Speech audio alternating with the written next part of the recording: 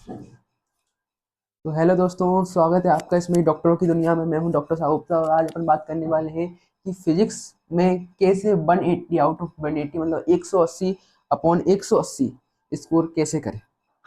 ये बहुत सारी बड़ी समस्या है। हर को मेरे पास बहुत सारे मैसेज आए और उन मैसेज में एक ही बात थी कि फिजिक्स के क्वेश्चन नहीं बनते फिजिक्स के।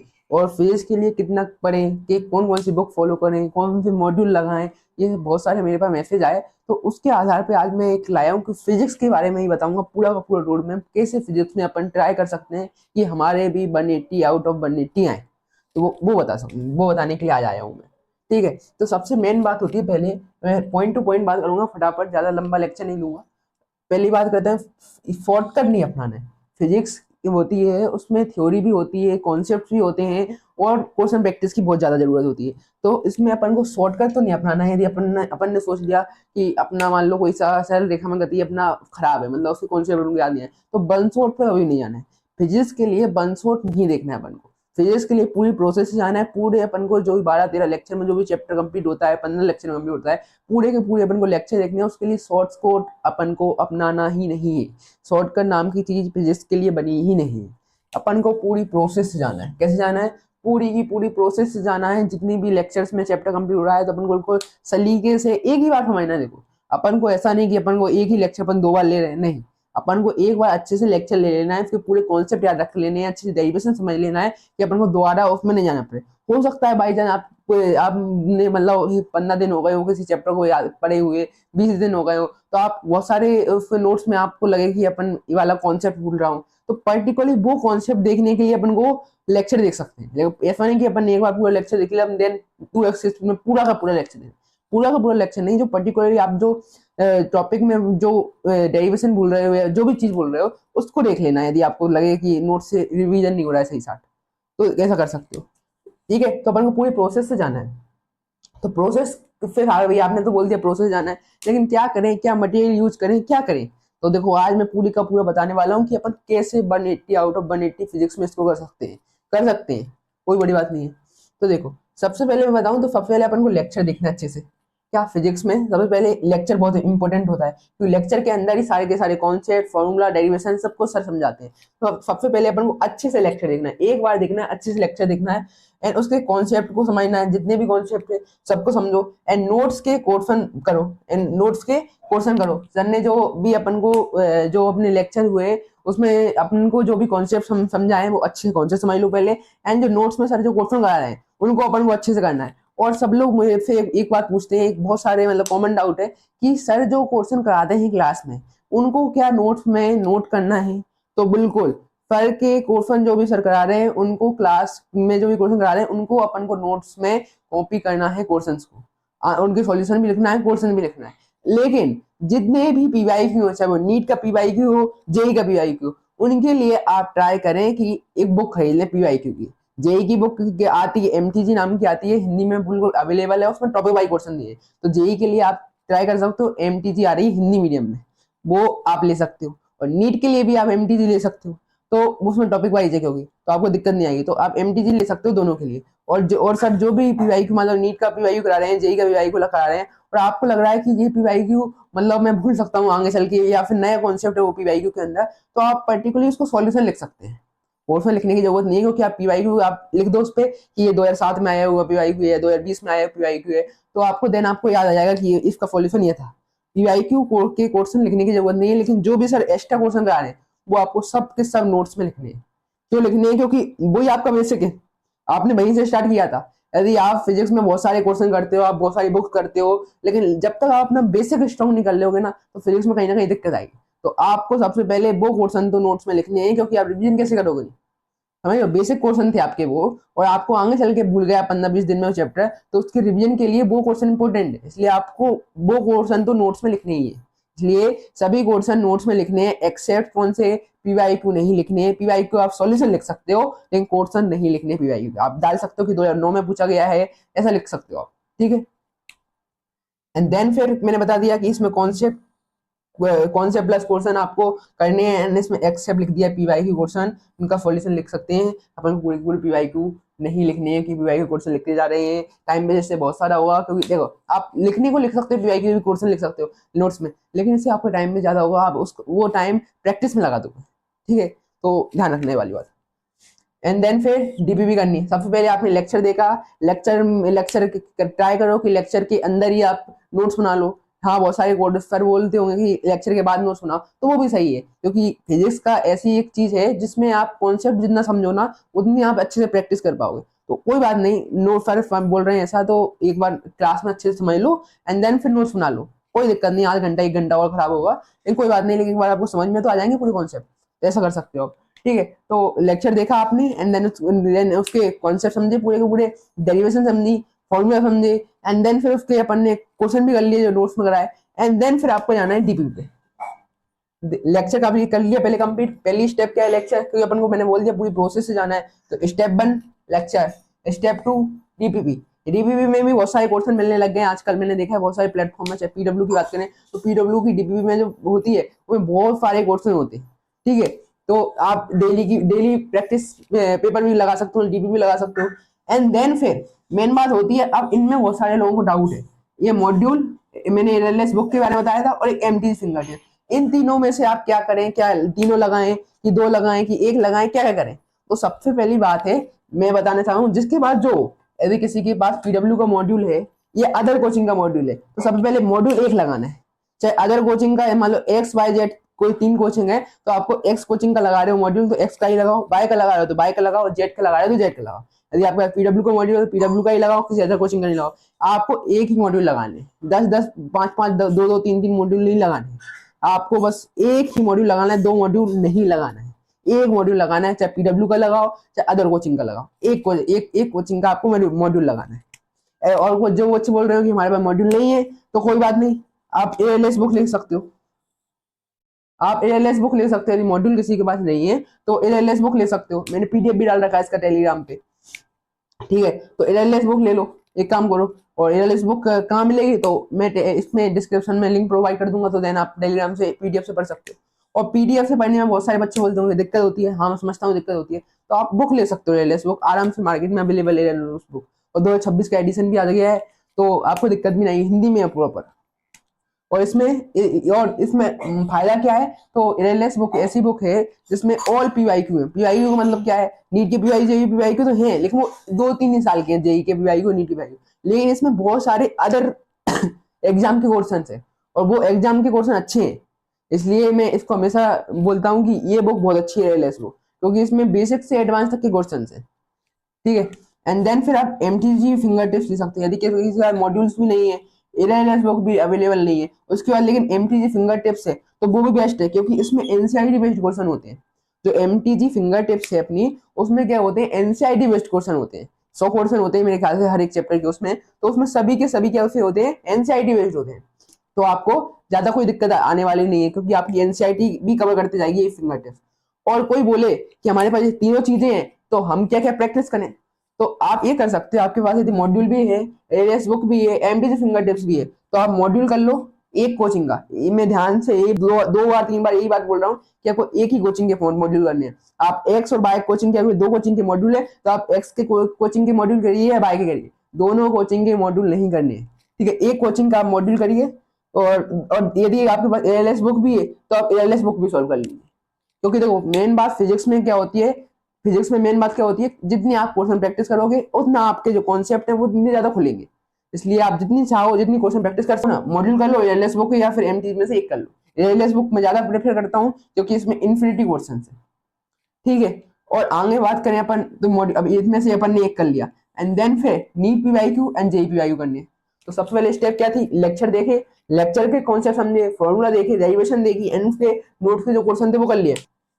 देन आपने स्टेप 2 में डीपीपी कर ली, एंड स्टेप 3 में क्या कर लिया आपने, मॉड्यूल, एलएस बुक या एमटीजी, जिसके बाद तीनों है उन वो 2 चीजें कर ले, या मॉड्यूल प्लस एलएस बुक कर ले या module plus MTG finger tips कर ले। एंड देन फिर जिनके पास मान लो एक ही चीज है, मॉड्यूल ही अकेले है, तो मॉड्यूल से भी काम चला सकते। और NEET PYQ and JEE PYQ, step 4 में क्या करना है अपन को, नीट के पीवाईक्यू स्टेप वाइज करना है, पहले नीट के पीवाईक्यू देन फिर जेई के पीवाईक्यू। क्योंकि नीट के पीवाई को आपका बेसिक थोड़ा स्ट्रॉन्ग कर देंगे, जेई के पीवाई को थोड़े से मतलब अच्छे कॉन्सेप्ट होते हैं उसमें, तो आप देन बाद में करना, पहले नीट की पीवाई करना है, देन फिर जेई के पीवाई को करना है। ठीक है, स्टेप 4 में कंप्लीट कर लेना है, एंड देन फिर एनसीईआरटी की back exercise and plus solve question. आप इतना आपने कर लिया, आपने जो जो 4 स्टेप है। स्टेप फर्स्ट क्या थी अपनी, कि आपको लेक्चर देखना है। स्टेप जो सेकंड क्या है अपनी, डीपीवी लगाना है। स्टेप थर्ड क्या है, आपको किसी कोचिंग के मॉड्यूल लगाने है, एलएलएस बुक लगानी है, एमटीजी लगाना है।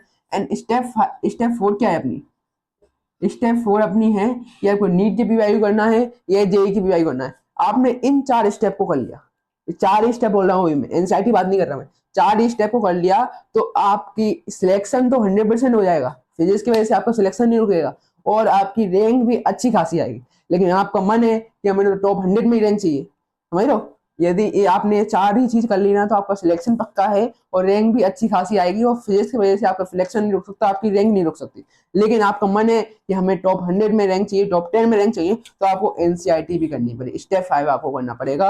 और एनसीईआरटी बुक में जो बैक एक्सरसाइज है और जो सॉल्व पोर्शन है जो बीच बीच में, वो भी आपको करने पड़ेंगे। और कोई बोले कि एनसीईआरटी की थ्योरी करनी है, तो फिजिक्स में एनसीईआरटी की थ्योरी की कोई भी जरूरत नहीं है, इसलिए एनसीईआरटी की थ्योरी नहीं करनी है।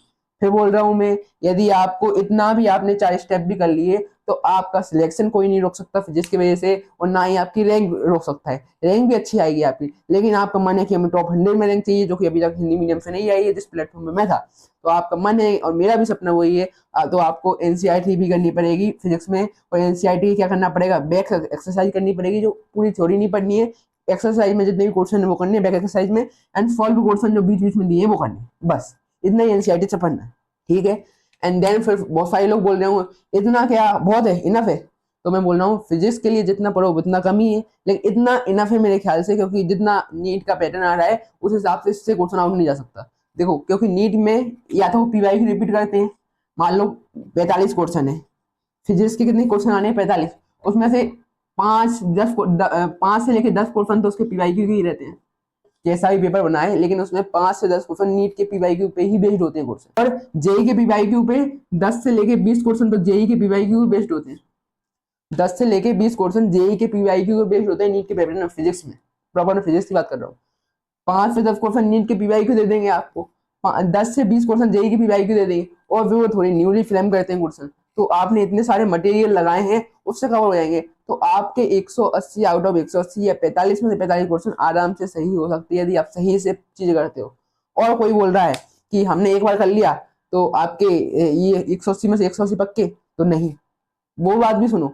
ये सब चीजें अपन को मल्टीपल टाइम्स करनी है, ये मेन बात है। ये सब लोग एक बार तो कर लेंगे। यदि मान लो अपन बात करें, अपन एनएलएम की बात करें, न्यूटन के गति के नियम चल रहा है चैप्टर, आपने उसके लेक्चर भी देख लिए अच्छे से, लेक्चर के क्वेश्चन भी कर लिए, डीपी भी कर ली, मॉड्यूल कर लिया, ये एलएलएस बुक या एमटीजी कर लिया, एंड देन आपने नीट की पीवाईक्यू भी कर लिए, जेई की पीवाईक्यू भी कर लिए, एनसीईआरटी की बैक एक्सरसाइज कर लिए, एनसीईआरटी के सॉल्व क्वेश्चन कर लिए। अब कोई बोले कि हाँ आप तो मेरे 180 में से 180 आएंगे, तो ऐसा नहीं। आपको अभी आपने एक चैप्टर के लिए तैयारी की है, फिजिक्स में 28 से लेकर 30 चैप्टर है, आपको हर एक चैप्टर के लिए इसी सीक्वेंस में चलना पड़ेगा। यदि आप अच्छी सी रैंक चाहिए तो आपको एनसीईआरटी की एक्सरसाइज भी करनी पड़ेगी, मतलब इस सीक्वेंस में पूरा चलना पड़ेगा। और एक बार नहीं, ये मिनिमम 5 बार चलना पड़ेगा आपको। मतलब क्या कहने का, यदि आप जो 28 या 30 चैप्टर हैं फिजिक्स के, उनमें आपको ऐसे ही चल के मिनिमम एक बार सॉल्व नहीं करना है, इन्हीं बुक को नहीं, आपको लेक्चर के जो क्वेश्चन को 5 बार सॉल्व करना है। डीपीपी मिनिमम 5 बार, आप एक ही डीपीपी 5 बार सॉल्व कर चुके हो, तब आपको वो जो जो जो 180 आउट ऑफ 180 का सपना है तब वो साकार होगा। एक बार लगाने से कुछ नहीं होगा, क्योंकि एक बार में आप क्वेश्चन बहुत सारी सिली गलती कर देते हो, बहुत सारे कॉन्सेप्ट होते हैं वो माइंड में जा ही नहीं पाते हैं। इसलिए मिनिमम आप ट्राई कीजिए जितनी बार आप मल्टीपल टाइम प्रैक्टिस कर सकते हो। अब आपको किसी भी बुक के चक्कर में नहीं पड़ना है, मैंने इतना ही बताया, इतना ही करना है। आपके मॉड्यूल है तो मॉड्यूल लगाओ, एलएस बुक हो तो वो लगाओ, एमटी लगा दो। और बुक के चक्कर में या मॉड्यूल के चक्कर में नहीं पढ़ना है कि आप एक्स कोचिंग का भी मॉड्यूल लगा रहे हो, बाय का भी लगा रहे हो, तो ऐसा करने की कोई आवश्यकता नहीं है। आप एक्स की कोचिंग का 5 बार लगा दो वही मॉड्यूल, समझ रहे हो ये, क्योंकि आप डॉक्टर बनने वाले हो और डॉक्टर की फील्ड मांगती है कि मल्टीपल टाइम एक ही चीज। यदि आपके पास एक बुखार का मरीज आया है तो आप उसको पैरासीटामोल बोलोगे या कुछ भी दर्द कर रहा है तो उसका तो आप बोलोगे पैरासीटामोल ले जाओ। तो ऐसे ही आपके पास बहुत सारे मरीज आने वाले हैं जिनका दर्द ही कर रहा होगा कुछ ना कुछ, तो आप उनको पैरासीटामोल ही देने वाले हो। तो आप एक ही मतलब आपके पास एक ही जो बीमारी है उसके बहुत सारे मरीज आने वाले हैं। तो नीट का पैटर्न भी वही है कि वो चाहते हैं कि आप मल्टीपल टाइम एक ही टाइप के क्वेश्चन करो, वो भी यही चाहते हैं और पूछे भी वैसे ही क्वेश्चन जाते हैं। तो आपको ट्राई करना है कि आप जगह जगह के क्वेश्चन, जगह जगह के मटेरियल ना करो। मैंने बिल्कुल आज सीमित मटेरियल बताया है कि आपको स्टेप 5 में पूरा का पूरा जो स्टेप 5 में उस वो आपने कर ली स्टेप 5, आपने ये पूरी की पूरी स्टेप 5 कर ली, देन आपको 180 आउट ऑफ 180 कोई भी नहीं रोक सकता है। फिजिक्स की वजह से आपका सिलेक्शन और रैंक नहीं रोक सकती। तो आपको फिजिक्स में बस इतनी चीजें करनी है, ज्यादा कुछ नहीं करना है। और इसके अलावा कोई बोले तो टेस्ट के क्वेश्चन न्यू एनालिसिस करनी है, क्योंकि देखो आपने इन सब चीजें भी कर ली, फिर भी आपके जो भी क्वेश्चन आएंगे 45 क्वेश्चन आएंगे जो टेस्ट में, उनमें से आप पे 40 ही बनेंगे। ये रियलिटी है। आप लोग बोले सब तो आपको हमने कर लिया, अब हमारे 180 आउट ऑफ 180 आने चाहिए, 45 में 45 आने चाहिए, नहीं फिर भी बोल रहा हूँ फिजिक्स में 2-4 क्वेश्चन 5 क्वेश्चन हमेशा ही न्यूली फ्रेम आते हैं। उनके क्वेश्चन का जवाब वही दे सकता है जिनने ये सब चीजें अच्छे से की हो और जिनने अच्छे से प्रैक्टिस की हो। तो 4-5 क्वेश्चन हमेशा न्यूली फ्रेम आएंगे, तो उनको देख के परेशान नहीं होना है, वो आप सॉल्व कर सकते हो। आपको बस अपने अंदर विश्वास रखना है कि आप उनको सॉल्व कर सकते हो। आप विश्वास रखोगे अपने ऊपर, देन आप उनको सॉल्व कर पाओगे। यदि आप लगेगा कि हमने तो एक क्वेश्चन कहीं पढ़े ही नहीं, आपने पढ़े वो क्वेश्चन लेकिन आपने डायरेक्ट नहीं पढ़े, इनडायरेक्ट आपने वो क्वेश्चन, क्योंकि आपने पूरे कॉन्सेप्ट पढ़ रखे हैं, आपने बहुत सारी प्रैक्टिस कर रखी है, तो आप पे वो क्वेश्चन जरूर बनेंगे। जो भी न्यू क्वेश्चन आएंगे 3-4 या 5 जो भी क्वेश्चन आएंगे बनेंगे आपके। बस आपको अपने ऊपर कॉन्फिडेंस रखना है कि मुझे एक क्वेश्चन तो आता है, तो देन आप कर लोगे सॉल्व उनको भी। ठीक है, तो इतना ही बताना था मुझे। एंड दिस देन इसके बाद एक बात है कि फिजिक्स है ना अपना वो रैंक डिसाइडेड सब्जेक्ट है। फिजिक्स ही अपना रैंक डिसाइडेड सब्जेक्ट है, और वो रैंक कैसे डिसाइड कर देगा मैंने बता दिया है। आप कोई भी मेरे पास मैसेज नहीं आना चाहिए कि हमारे पास ये है, ये करें कि नहीं करें।